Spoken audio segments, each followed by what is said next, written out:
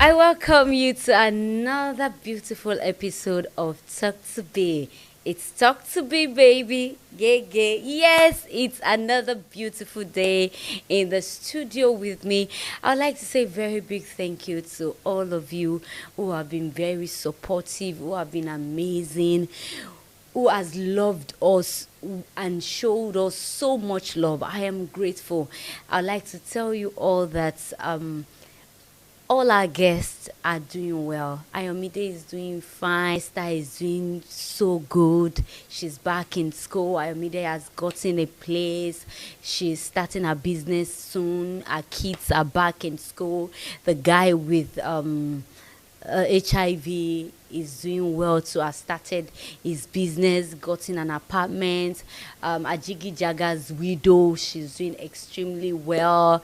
To all of them, I'm telling you, they are doing well. I intentionally don't come out to say, oh, what they have become, what they are doing, to avoid too many people coming and using it as a platform to beg for money unnecessarily. You know, I don't want people to start cooking up stories for us. We screen stories a lot before we bring them here to make sure that they are saying the right thing. So, guys, please keep helping, keep supporting. I tell you, your money is not wasted. I don't take any money from their money or from anything that is being donated to them.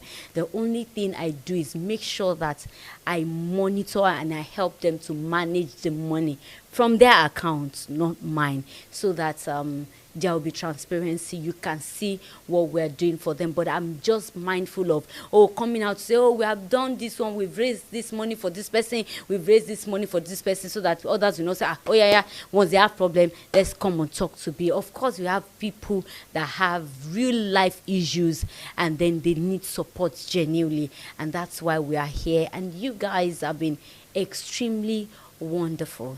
I thank you all. I am grateful. And so everybody, I've heard people say, it's one-sided story. Is everyone is welcome.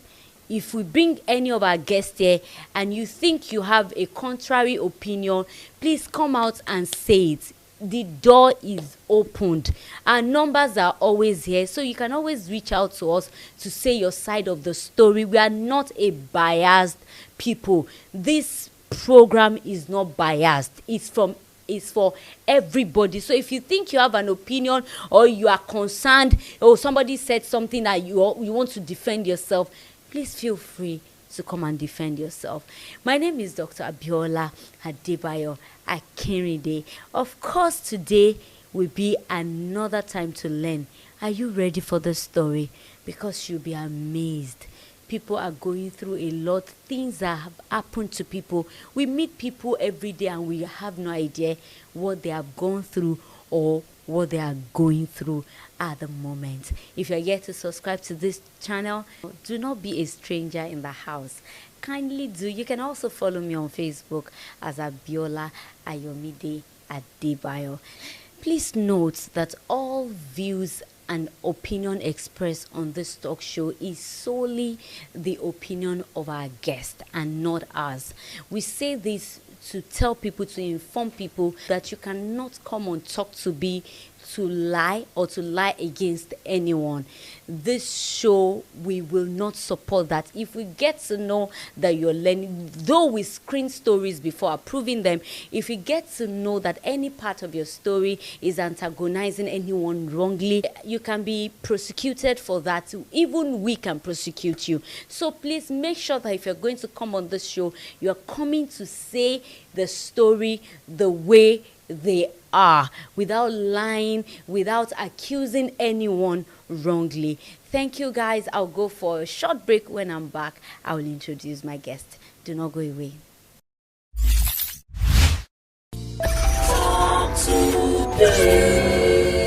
Talk to Be. Share your experience. Thank you for staying tuned. In case you're just joining us, you're watching Talk to Be. And I have my beautiful guest in the studio with me. She's such a very brilliant, intelligent lady. Unfortunately, she's blind. Though blind in our sight, but I mean, our wisdom is, I can't even explain. So join me as I welcome my guest on the show. How are you doing, ma'am? I'm so happy to have you around finally. You're welcome. So let's go to your story. Let's get to meet you. Who are you? What do you do? Tell us about yourself. Okay, my name is Esther Oluwatomisin. I'm a fresh graduate of Mascom, University of Lagos. I'm an entrepreneur. I do packaged food items like honey, crayfish. So I'm an entrepreneur basically. Okay. Do you have an Instagram page so that people can patronize you, buy from you, and support your business? Yeah, I have a Facebook page. Okay. Where I write, because I'm a writer as well. Okay. So Esther Oluwatomisin on Facebook. I do stories, yes. Okay, just Facebook. Yes. You don't have an Instagram? I'm a YouTuber as well. Sharing my story with Esther. Eh? Sharing my story with Esther on YouTube. On YouTube. Yes. Okay, you're not on Instagram? I'm not active. You're not active. Yes. But do you have? Yes, I do. Please just say the name. You don't know where people can ESTHER_D,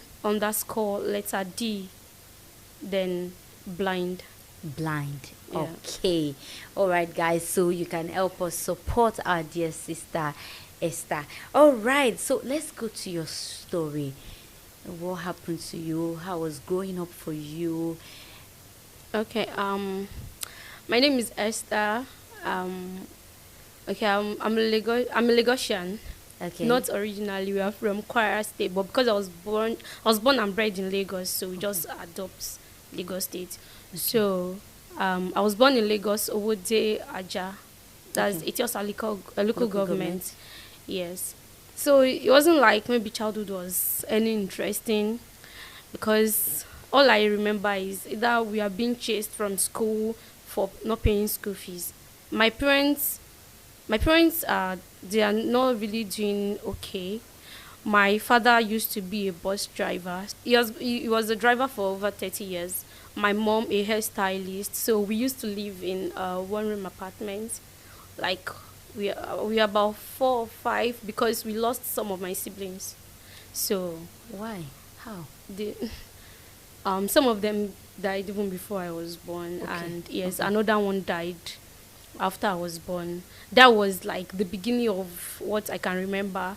So my brother just he wasn't even sick. He just started to complain in the morning. So by noon, my mommy noticed that there was a difference in him. So by the time they took him to the hospital, they came back the following day and they came back without him. So they said he was dead. That he was complaining that there was a rope tied around his neck and all of that. How old was he? He was 3. That he was, a rope was tied yes, around that he was his neck. just saying, my neck, there is rope, remove it. So stuff like that. So he died, and when he died, we were in the room that day, and I was the one that woke up, and I saw smoke coming from our shelf. We didn't on candle, no mosquito coils. We didn't even use mosquito coils at that time. So I woke up. I was like, where is this smoke coming from? So we all woke up. I woke every other person, and they took us to church. They were like, this is not ordinary, the way so they're like, this is not ordinary. They took us to church. We were living in that church. So after some time, they brought us back home. When they brought us home, my father was working as a private driver to a rich family there in Badore. Badore is in Aja. Yes. So this very day, at night, that night, they were saying that there was no food to eat. Normally, I'm the one that will cook, even though I was so small. I'll be the one to cook. I wasn't blind at that time. So I'll be the one to cook. You were not born blind? No, I wasn't born blind. So I'll be the one to cook, take care of my younger ones and all of that. So that very day, I just woke up in the middle of the night. I saw my mom.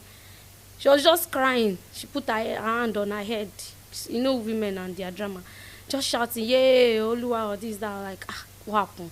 She said then that when we were sleeping, that police came, and with my dad's boss, his boss at the time, that they said that they arrested my dad. So the following day, my mom now took all of us to that place we were looking for where they took my dad to.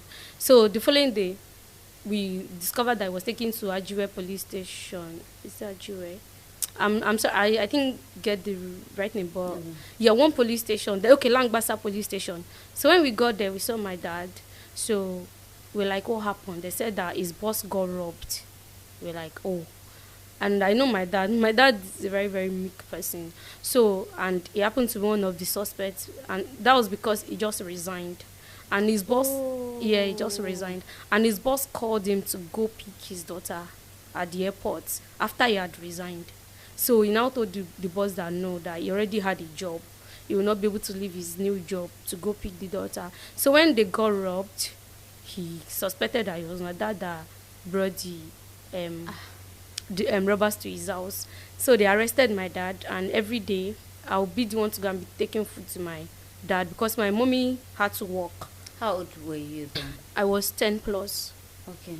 So there was this very day that I took food to my dad. They brought to my dad, and he had swollen eyes and lips. I gave him the food. He was eating the food. I was looking at my dad, and his tears was dropping in the food. And I saw my dad. I wanted to cry. He looked at me. He was like, "Don't cry. That you don't have to cry." And many times that things happen, they'll tell me, "Don't cry," and that's why I cannot even cry for anything. So that day it happened like that. Before we knew it, we were going there. They transferred my dad from that place to Kwanti. And the case was getting tough and tough and tough. And with that, our lives was even something close to being miserable already. So we was transferred from Langbasa. Yes, to Kwanti. Yes, in Yaba. Why? Because it was a prime suspect? Yes. So he was taken there, and the case was getting tough. I don't want to dwell on the case. So fortunately, after some months, he was released. And the day after some months? Yes. He was exonerated. So they said he didn't know anything about it. Until today, no apologies, no compensations, no, at least just say sorry for accusing you wrongly. Because that situation changed my family story, like, for the longest of time. Because we were scattered. My parents were young. They were just trying to patch up their lives. So that's because my dad already bought his own car. They had to sell the car to settle everything, to get him out of, the custody. So we left there and moved to Ekpe. So my dad's brothers were like, "You see this driving job, don't do it again." So that was when my dad now started learning how to do vulcanizing in his 30s. So we were there in his brother's place. So after some time, I think we were there for a few months before my dad was now able to get money to rent an apartment in Ekwe. So that place that the apartment was in, the room he got in Ekwe was in a very, very lonely bush part like this. Like our house and a very small house. We are the only two houses in that place. Like, you can call that place a forest. The other house that was behind the house, in fact, we lived there for months before I realized. And how did I realize? I used to go pick snails so that we could get something to eat. So I would go in the morning to pick snails. I just saw dried snake, orishi hung in front of a hut. I was not like, what are they doing here? I now realized that, okay, it was a herbalist that was living there. So for you to know the kind of apartment that he went to get. So we were living there. So one day I now went to fetch water in that Ekpe. I went to fetch water. And the place that we used to fetch water was very, very far from our apartment. So as I was coming back, because then my mom had to come all the way from Ekpe to Jakonde every blessed day. Because my dad was learning vulcanizing, there was no way to feed the family. My mom had to come all the way every day, and she would leave the house around 7 a.m.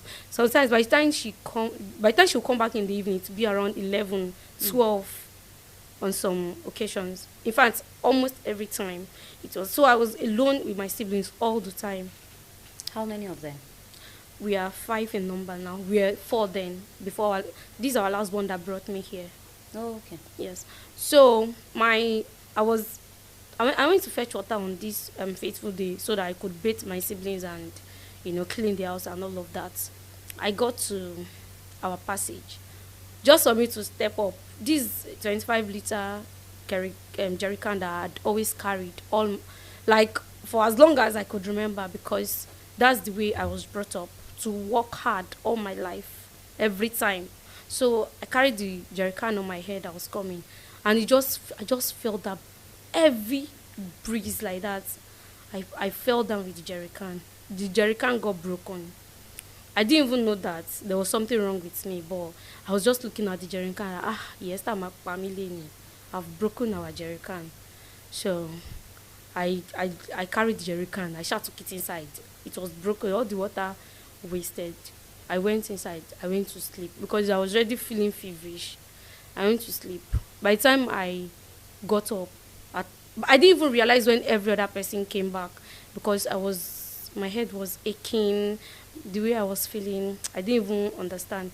So by the time I got back to the room, excuse me. So by the time every other person came back, I had slept off. So the following morning, it was even my mom that woke me up, and she said, "Esther, what kind of stupid play is that? Shojomodeni, why did you shave your hair?" And I said, "How will I shave my hair? I did not shave my hair." And she said, "I should touch it now." And that's when my mom is. She be shouting, "Hey, what is this? Yeah, come, my fellow, in this." I touched the parts here like this was thoroughly shaved. Your hair? Yes. By who? By nothing we don't know. So that was when my problem started. That very Hold day. on. That day you got back, you slept, and by the time your mom came back, your hair was already thoroughly shaved. Because after the jerrycan issue, I was too exhausted, and I fell down. So I just went inside to sleep. I didn't realize when they all came back at night. So by the following morning was when my mommy now saw that shaved part of my head. She was like, "What happened to your?" She was shouting. I said, "I didn't shave my head." That was when she now knew that it was serious, because I was like, I'm like from childhood, when there's responsibilities on you, I grew matured right from a child. So there's no way I'll even play. What kind of play? It was even, you will know that it's razor blade shaving, no be scissors. So I now started to feel this very serious headache. The headache was so serious that it will feel like they put 2 bags of cement on my head. Your back call is koruma warrior. It will feel like something is pushing my head into my neck. So we started fighting that one. We could not even feed. We now had to be going from one place to another. I'll take paracetamol, take Panadol. Some people say take 12 low fundadani, give her 12 tablets. Take this one. So we were on that headache matter until one day, one man said that these traditionalists in Ekpe, we had many of them then. So like, okay, take this leaf, use it to wash her hair, take her to the bush, this, that. My dad didn't know about it because we are from a very Christian family, but my mom is not that religious. So we did it, and miraculously, the headache disappeared. So we thought that was the end of it, though. Before we knew it, I started to fall sick. The headache left, but I started to fall sick. And I was a very skinny child, and I started to emaciate. Like, can you bear? You'll be able to see my skeleton like this. I was falling sick. So they now started treating me. So they now, my grandmother now said that it was not easy for my mom to be coming all the way from Jakonde when she had a sick child in Ecuador. They should just move me and my siblings down to Jakonde. That was how we joined my grandmother in our one-room apartment. So they were taking care of me. So one day, my uncle that we used to live with in Ekpe, he now came. Like, he really stood by us. So he now came to check on me because they knew that I was sick. And when a child is falling sick more than 2 months, not getting well, you know that, okay, there is a need for serious care. So he came to check up on me. And that day, I was just lying down in bed. I had taken injections, drip, tablets. That was what I was doing every day. So he came, he was like, what's wrong with you? Hey, where's your mother? I said she had gone to make hair for somebody. And the hair that she went to make for somebody is still to come and buy drugs for me. But my uncle didn't get the story. He was like, why would they leave you alone? They know that you're sick. Oh, yeah, follow me. That was how my uncle carried me in his car, took me from his house, from our house in Jakondi, back to Ekpe. When we got to Ekpe, the wife, all of them, they were taking care of me. So they were even like, see the way I'd emaciated, that I'd lost so much weight, that I lacked nutrients. They made me soya milk, gave me soya milk and all of that.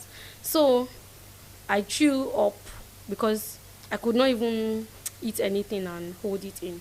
So I threw up, and when they now told me to go and sleep. The following morning, my grandmother now came with my mommy, because when they got home, they didn't meet me in the house. So I think it was the co-tenant that told them that is one uncle that came to carry. So they were looking for me. They now came to Ekpe. And when I heard their voices, I was like, thank God. I ran out of the house. I was naked. So I ran out of the house to meet them. So my uncle's wife, I think she had some issues with my mom before family matters. She now said, I won't win here. So my uncle too was asking that, who are those? So she now said, yeah, Jayene ati Yomoy. Okay, I think that was when I now ran to meet them. Go. She now said, yeah, Jayene ati Yomoy. So my uncle just came out with so much anger that why would they come to look for me? The reason he got so angry, I don't know. But they had issues with my mom. So my uncle just came, told us to get into into his car. I got in, my mommy got in, my grandmother got in. Then he drove us down to where my dad was learning vulcanizing. Just got there, I said, I don't want to mention my dad's name. Just said, come inside. Yeah, waliwa. My dad got in. The uncle is your my dad's elder brother. Yes. Okay. Excuse me. So there's water. Do you want water? No, ma. Okay. So my dad got in. So nobody questioned. Not even where are we going to. I was there naked. They drove inside the car. Yes. Naked. Yes. They didn't allow you to wear clothes because I was naked when they came. Yes. So he was so angry that he didn't even wait for us to do anything. I didn't even take anything. We just left. So he drove us. And you know that apartment that I said we were living in Owode, all our items were still there. We didn't move them out. Because of the way we left Owode. Owode was where my dad got arrested. Okay. That room. Okay. So I think the reason we didn't go back there was because they said that some pastor said we should not step into that room again. So that's why we didn't go back there. Why? So that's what they said, that the pastor said we should not go there for some reasons. Okay. So that was where he was now driving us to. He drove us there. I came down naked. My mom came down. My dad came down. My grandmother. He was the only one that didn't alight. So our neighbors, our old neighbors, all of them gathered in front of the house, signaling to each other, come and see, come and see. So they took me in. It was even one old neighbor that came to hold my hand. Everybody was just looking at me in pity, like Kilo Shomoyi. They took me in. I walked into the house. I got in. I stepped into the house. And the next thing I saw, I fell. You fell? I fell immediately. I stepped into the house. I fell. And immediately I fell. Somebody lifted me and placed me on our old dusty chair. And somebody was shouting. I could hear everything faintly. Ugu, ugu, ugu, ugu. I don't know. Somebody got ugu. They squeezed out the juice. Somebody was now trying to pour it in my mouth. That was the last thing I remember. The next thing I saw, darkness in a hospital ward. So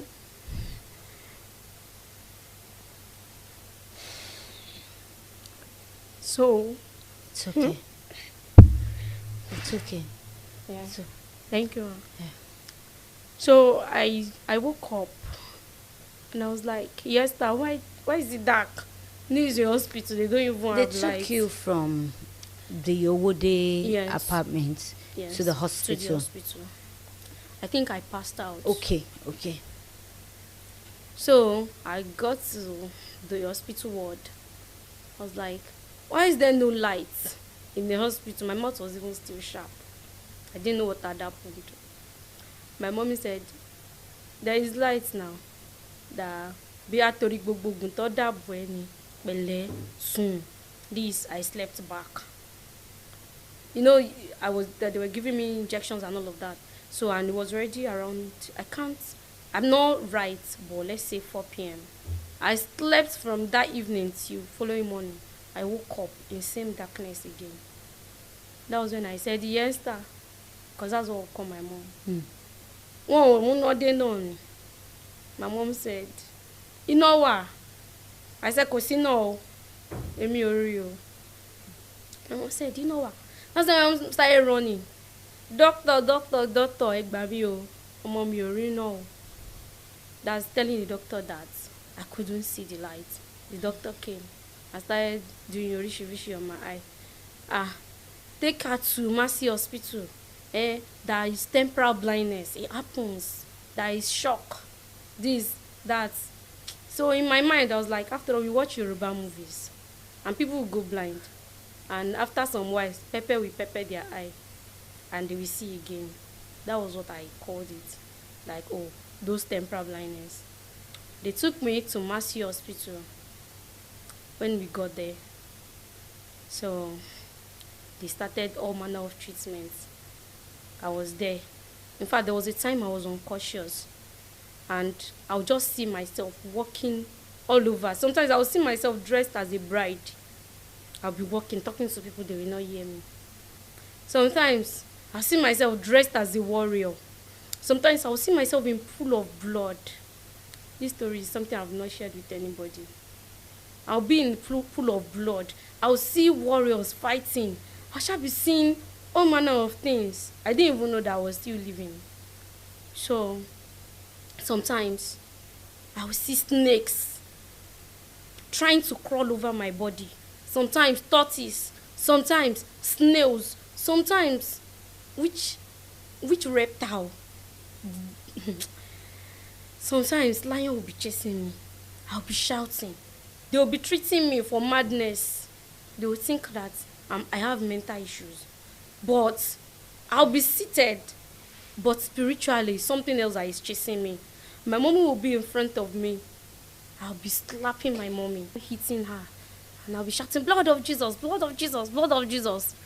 So, she'll first be dumbfounded, like, before she now started shouting, Esther, Emily, no, that she was the one I was hitting. I want to say, yes, sir, Emily. Both of us will start crying. So sometimes I'll just be shouting. They are here again. Like, it was so bad that sometimes they would change my bed, because I'll first start seeing the reptiles on the floor. Before I know, they'll multiply till they'll get to where my bed is, start touching me. They had to change my bed. Like, it was so. How old were you? I was 11 when you got blind. Yes, I was 11. That was about 3 months after my dad came back from Bansi. I was 11 years old when I got blind. It was 2 days to my 11th birthday.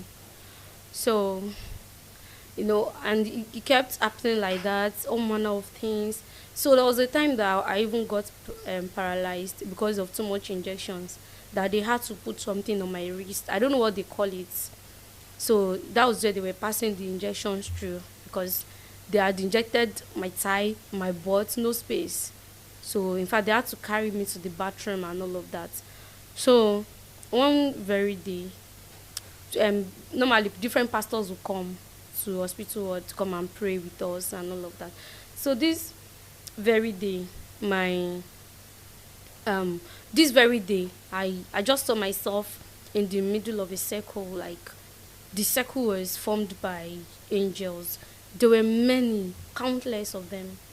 So I was there, and normal. I didn't get scared because it had become a norm for me to always see myself in strange places. So I there was a man with me, and surrounding the circle were trees, palm trees, and on those circles were human beings. They were on those palm trees, and many of them were holding weapons. So one person will try to throw a weapon towards me, and one of the angels will collect the weapon and throw back. So there was even a time that I tried to escape from the circle. The man with me was not like, where are you escaping to? See all those people surrounding you. That where do you think you want to escape to? That should just taste you. That no weapon will touch me. So in that, he now took a sponge and soap, a native sponge. He told me to bend low. I did, and he was now pouring water on my head. He was washing my head. I was now singing this song. So he was singing, and after the whole thing, I woke up and realized there was a vision. So there was indeed a pastor by my bedside praying for me. And when I was now telling my mom that this was what I saw, so the pastor was now, and I was unconscious. I'd been unconscious for days in the hospital. So I think that was when I now became better. So we now went to meet do you know that till today, people say it's glaucoma that made them blind, cataract, accident. This one, only my own has no name. I don't know. I shall know that one day I fell down and I became blind. That's my own story. And I don't even know where to start looking for solution from when there is no name. So we went to the doctor after some time to change that thing in my hand because it used to get blocked. So that's why they used to pass the injection through. So we went to meet the doctor. The doctor now said, Mama, there's no need to make you waste your money. We don't have a solution to your daughter's blindness. Take her to church. Take her to wherever you believe. They told you at the hospital? Yes, that they should take me there. It's not something they can handle. So at the hospital, they told me to. So the doctor told me, they told my grandmother to take me to wherever they believe that they will not be able to help. So that same night, and people had already started telling my parents, take her to church, take her. My own church is fire. That's another journey started for my life. We left hospital straight to church. The first church they took me to, I was there for 7 months. They used to monitor my life like, don't go anywhere. If you go somewhere, which will see you. The people that are behind your blindness, they will do this to you. So they were monitoring my movements. But the only thing they allowed me to do was go to the hospital every Tuesday for checkups.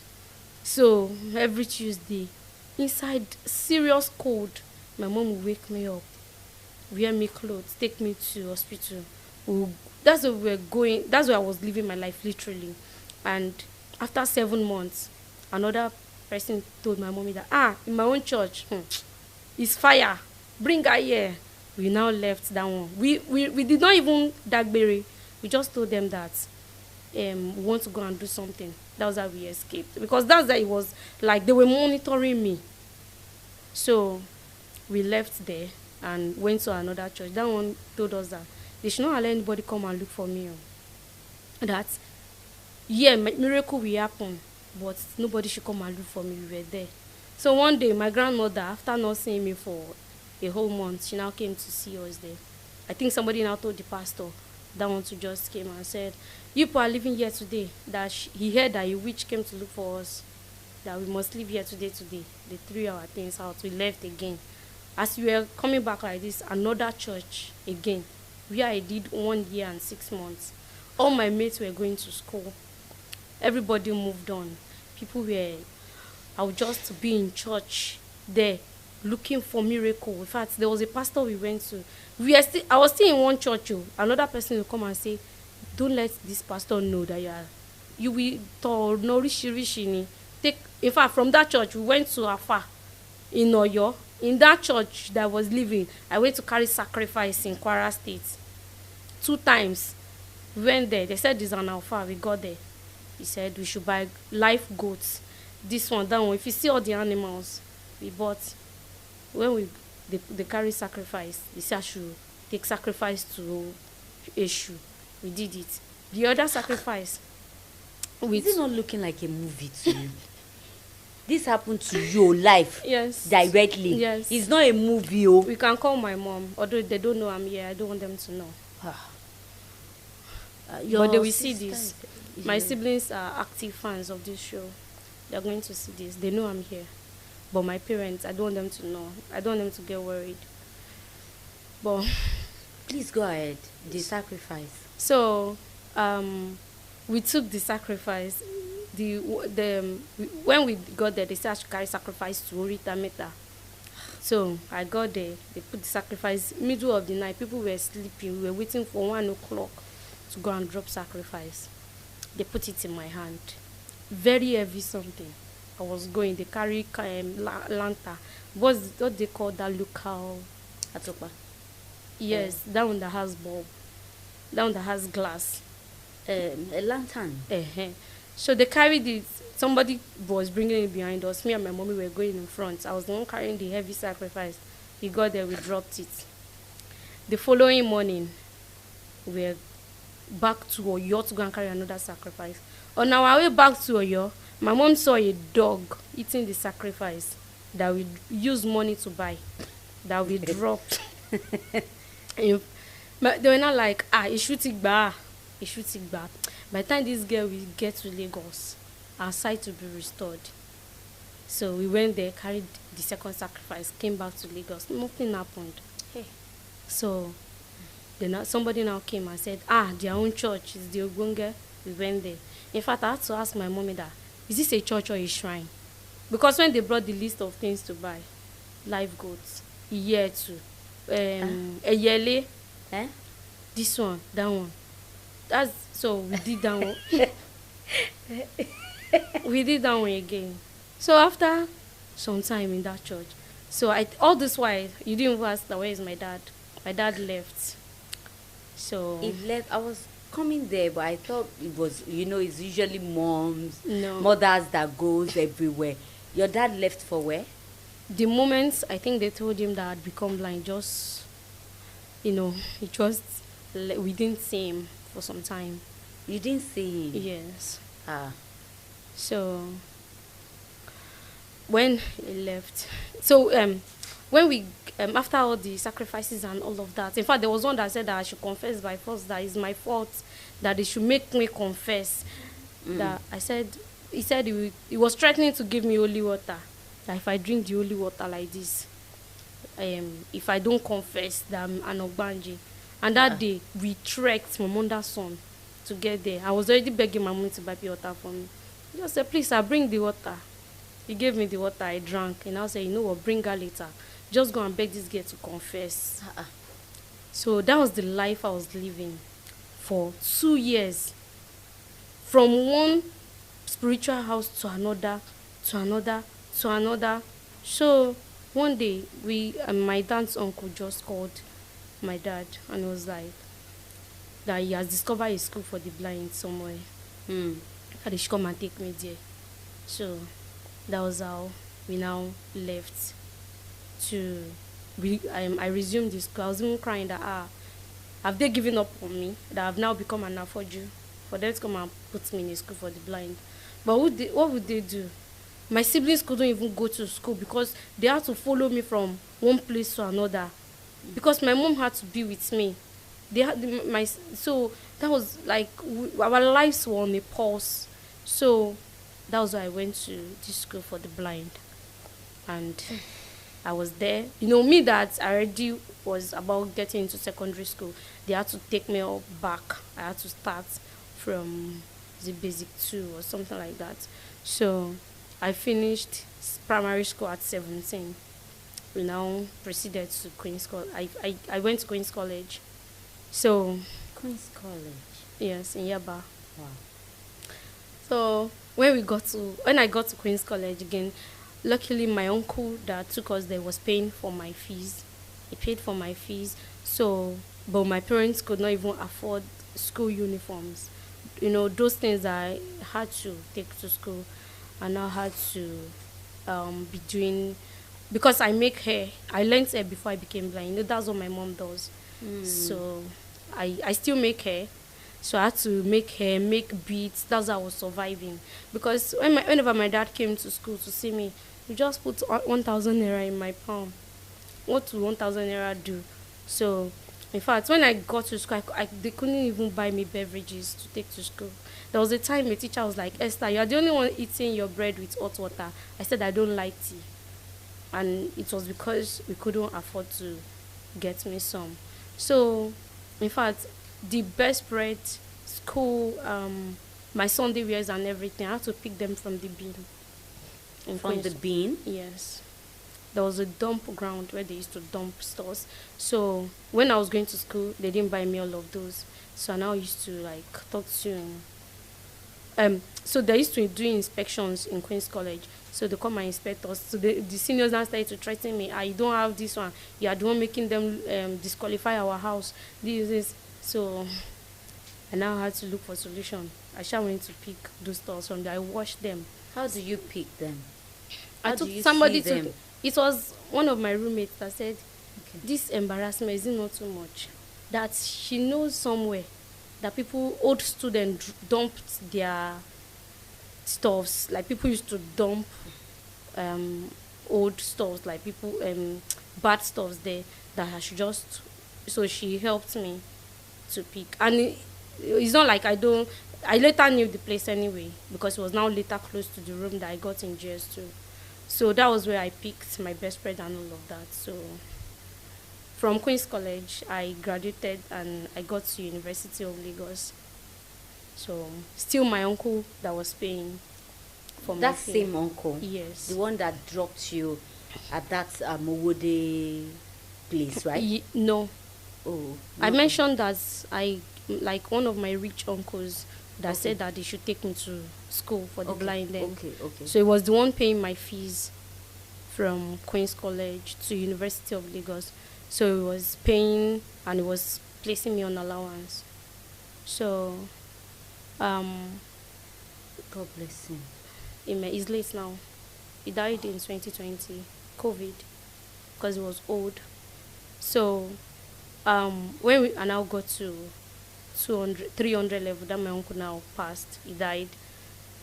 So, and when I got to University of Lagos, so, because I know the home that I'm coming from already, when I got in 100 level, I just started selling groundnuts. I was boiling groundnuts. I was even roasting groundnuts. I was selling raw eggs, boiled eggs, perfumes. Because I've always been a business person. In fact, the first business I did was in one of those churches. I was 12. That people dashed me money. So I just told my mom to help me buy flour and all those things. I started to make chin-chin. I'll be the one to mix it. My mom will help me fry. My sister, our second born, she would go hawking. So that's what we're using to feed before my dad now came back. I forgot to say that my dad finally, that was in 2004 that I became blind. Well, in 2006, my dad came back.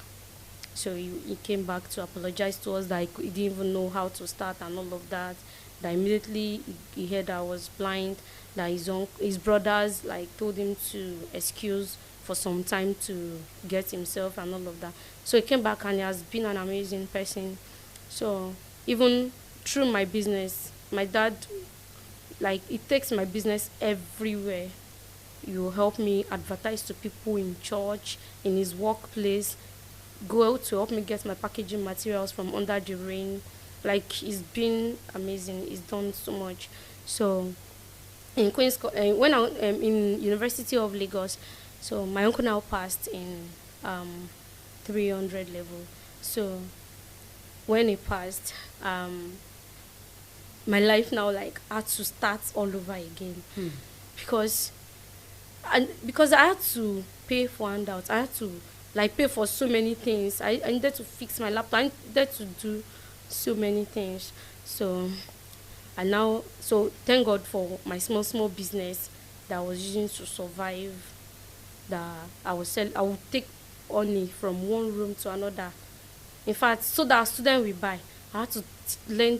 I had to even write a book about honey, so that if you say you don't want to buy honey, by the time I teach you 16 things that you will, benefits. yes, that only will do for you. You will see one that you need there. So that's how my life has been going. Like, so I graduated this year in January. This year. Yes, and I thought to share my experience so far. Okay. Esther, so sorry about everything you've gone through. Thank you. You graduated in January. Yes, this year. Okay. Aside the hospital that you went when you started, that they told you guys that you should go and use any other means and everything, what have you done medically? Medically, so much. In fact, there was one, I don't want to mention him, like one of the biggest specialist hospital in Lagos that we went to. The man just, after examinations, he was just like, that, ojú yẹn, from inside, there is faulty. What's the cause? Nothing. What's the solution? Nothing. Like, the way he was just ranting about it, he literally did not know what to say. So it was one specialist that now said that maybe if you have money, we should go abroad. So What's your take, your personal belief? What do you think has happened to you? about Do you this think, whole thing, yes, do you think this is spiritual? You think is medical? What do you think? So let's pick up from that. okay, personally, because of my experiences and all of that, I do not want to so much believe in spiritual stuffs. Okay. Yes, because of my experience. Because normally I don't believe in miracles. You don't And- believe in miracles? Yes, I don't believe Why? in miracles Because because you have I've not expected- seen one miracle happen. Hmm. I've been so many places. I've been to so many places. I've seen so many people with problems. Remember those churches that I was going to? It wasn't just me there. People were dying in churches, in spiritual places. You know, all these miracles, most of them are staged. A pastor had staged me before. A popular pastor. Staged you? Yes, one of the first three in this country staged me on his pulpit. I didn't see anything. He was talking and he was saying that I should follow him. I was following him, and this man deceived everybody that she can see. So all these things, like, I do not believe in miracles. Okay, miracle that, okay, somebody was poor and they are not rich. Yeah, it can happen. But miracle of he was deaf, he can now hear. I've not seen it happen. And what you ask about what has happened to me is like the reason that I personally said I wanted to be on the show. Because right from when I was a child, like, many people, even people that I did not ask opinion from, will see me and say, "Ọmọ yìí, ọmọ ológo lọmọ yìí." And it was like a song, me within me. I'm like, you know, when there's something that constantly rings from everybody, like, "Ọmọ ológo lọmọ yìí, this child is going to be this child is going to." Now growing up, now getting to the age of 11, and everything just started to change. I was growing up and everything just started to, I'm like, and some people, like, we've been to some places and they'll be like, you this girl, God loves you. I'm like, is this what God's love is all about? Like, they say God loves me. They said I'm a special breed. I'm this, I'm that. Is this what it's all about? Because I've never thought of committing suicide until last year.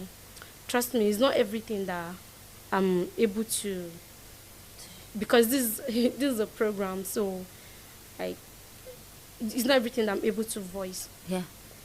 But sometimes I just feel like this whole existence is not worth it.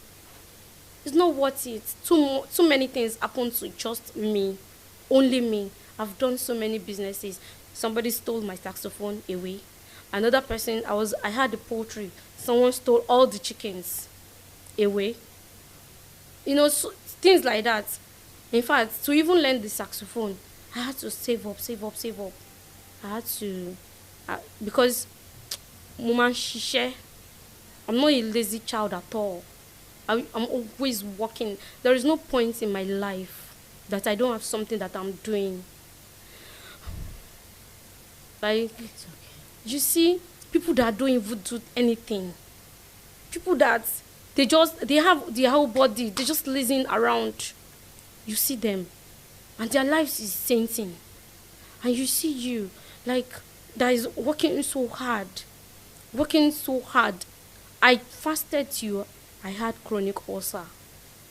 I prayed till I no longer believe in prayers.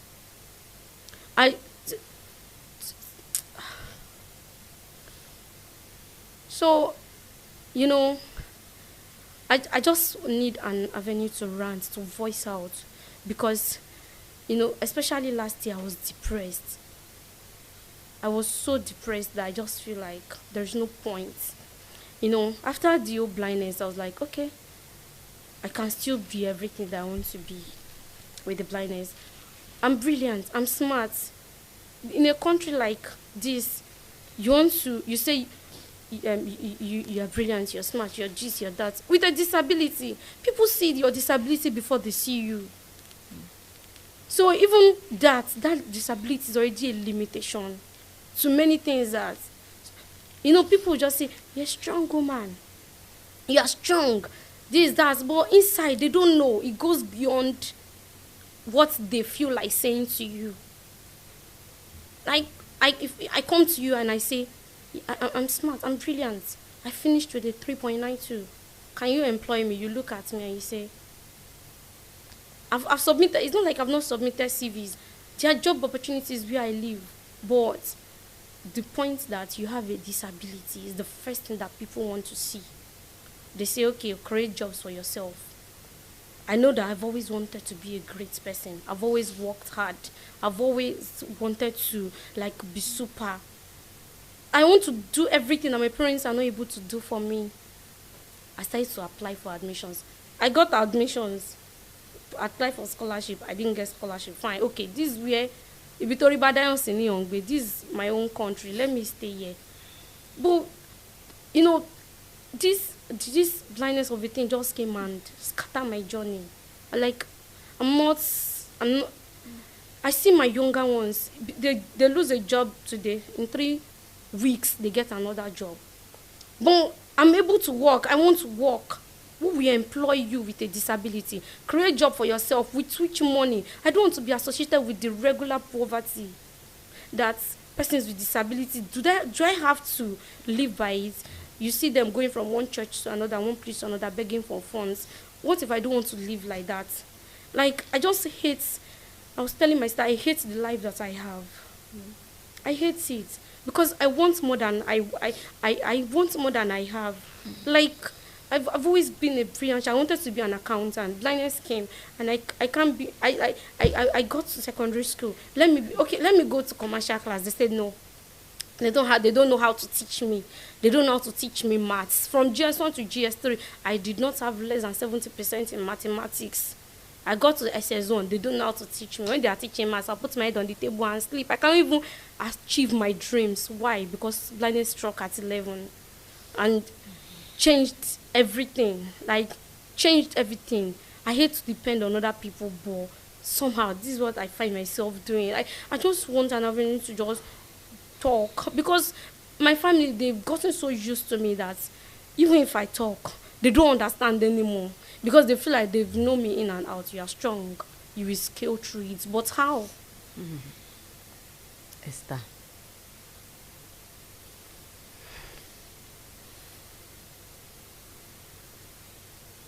I don't even know how to cry anymore, because I've seen so many things that should have made me cry. I've been looking for avenue, like one avenue to just sit down like this and cry. Tears will not come.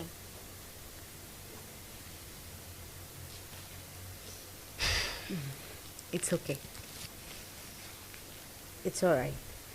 I had to let you talk. I had to let you rant in your word, because I know you needed to do that. Okay?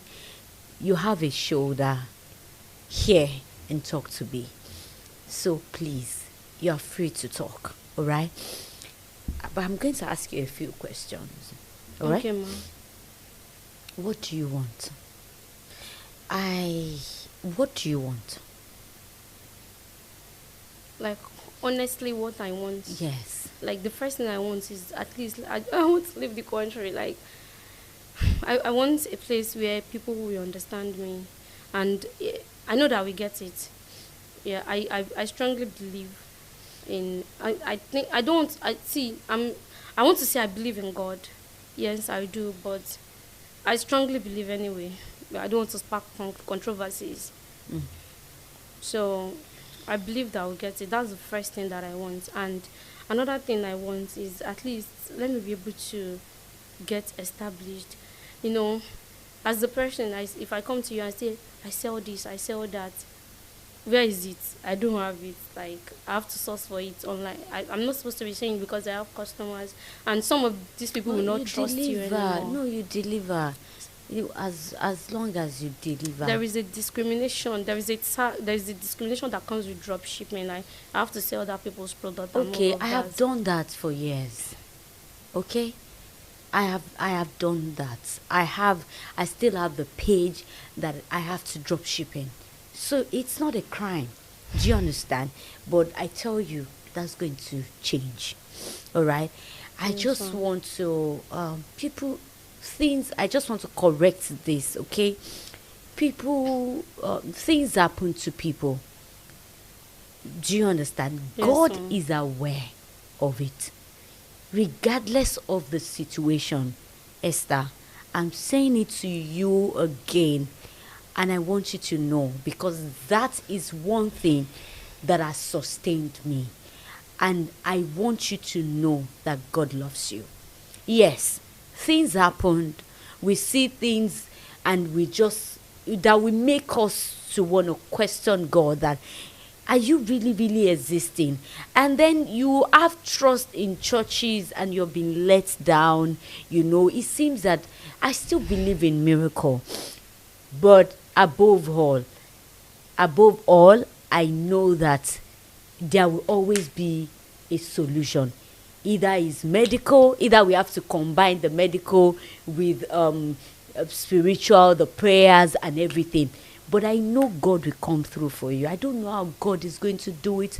I know you seem to have lost all hopes. You seem to feel that nothing is working. But you are not alone. Yes, there might be darkness now. But I tell you, there is always a light at the end of the tunnel. Okay? I'm happy you came. I'm happy you are able to vent it out. I intentionally gave you time. That's what I do on this show. I just make sure that people are able to express how they feel. And I'm happy you are able to do that. I don't know where we are going to start from. I sincerely wanted you to come since that time. But you said nobody would bring you and everything. I just said, okay, No, actually, don't worry. It's okay. But now it's the time for solution. I don't know how we are going to do it, but I strongly believe, and this is one thing that has worked for me. I just believe in God. I just know that I am not perfect. I might not be good enough. But my God is good. I know God will hold me. I know God will do it. And I believed in it, and it's been working for me. He has never left me. That God is with you. Despite all that you have gone through, you didn't die. Despite all the challenges, the torment, the spiritual warfare, the everything, that God has kept you. With the revelation that you saw, and you saw victory at the end of the day, there is going to be victory, Esther. With it all, do you know that there are still people that are hale and hearty, that has everything, that are not disabled, and they are still not, they are not a graduate. You are able to scale through. God that made you scale through in school will make you scale through in life.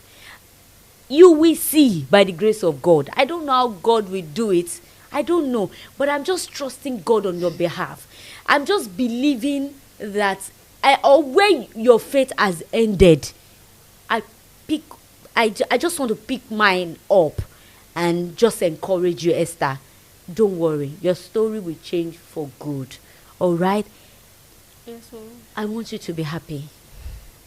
I want you to live again for yourself.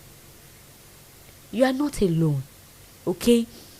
I tell you from now on, you have a family on Talk to Be. Okay? You have a family here.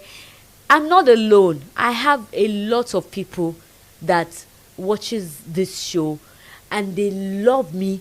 They love you. I'm telling you, Esther, they love you.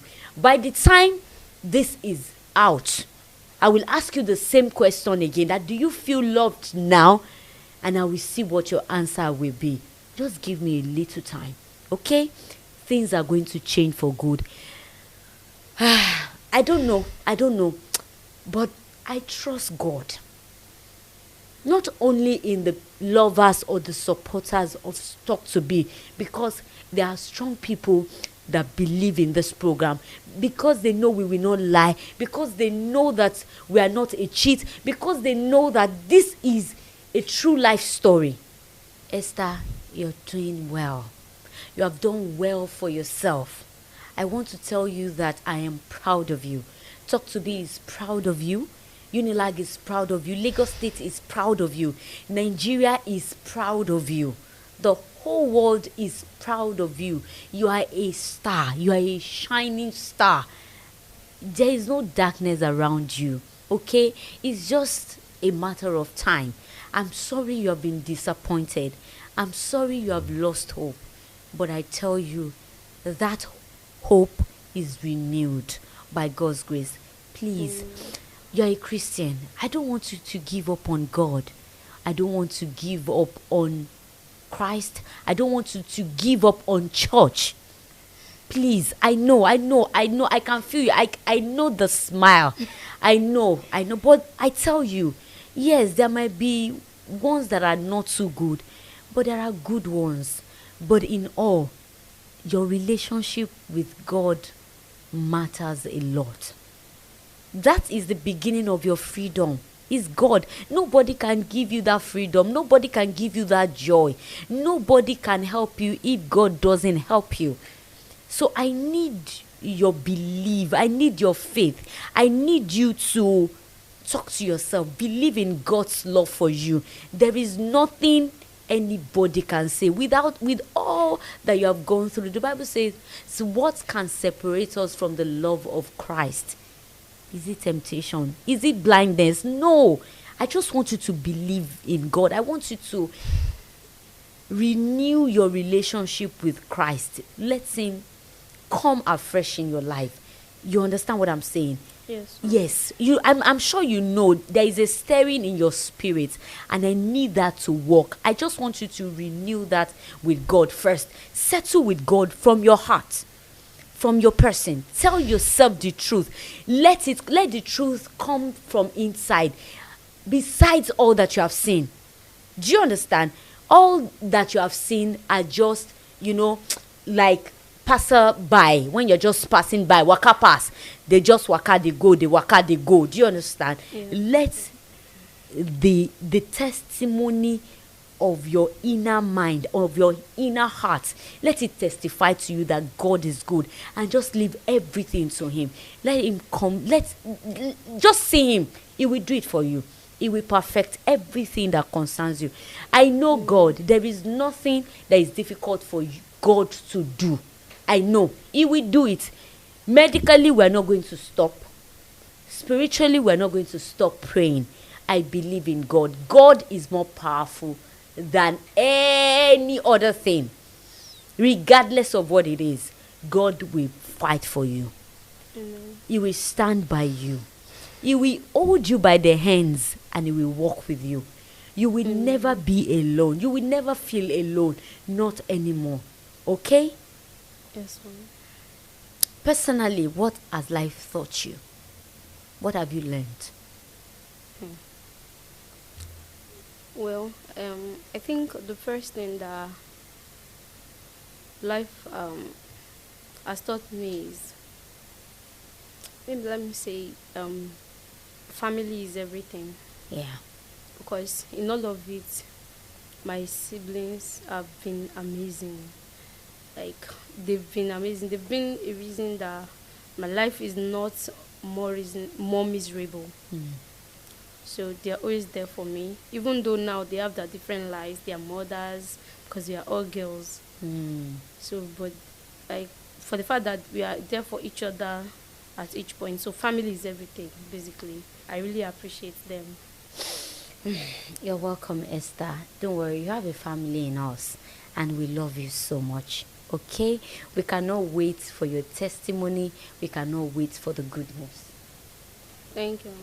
You're welcome. So this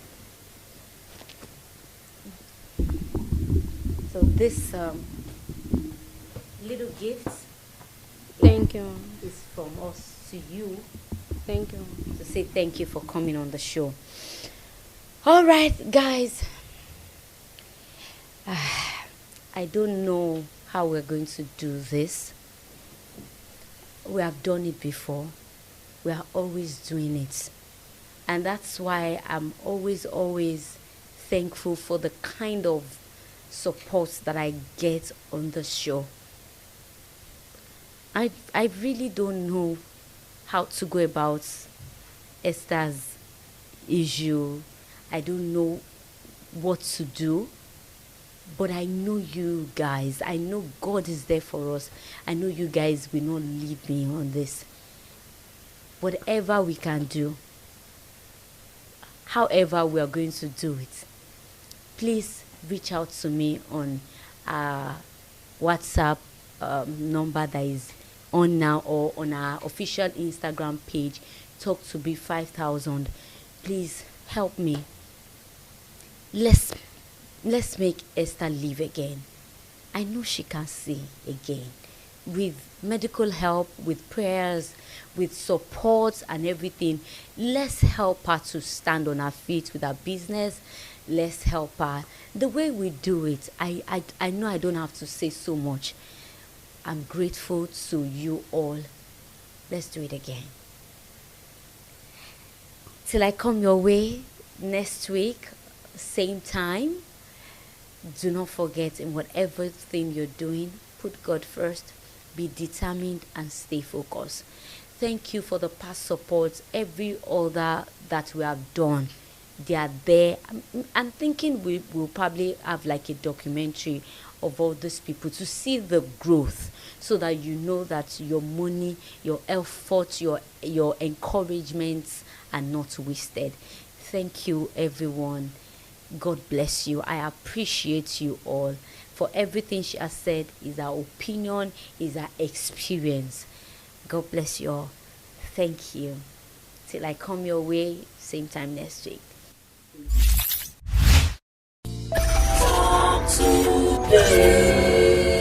Talk to be, share your experience.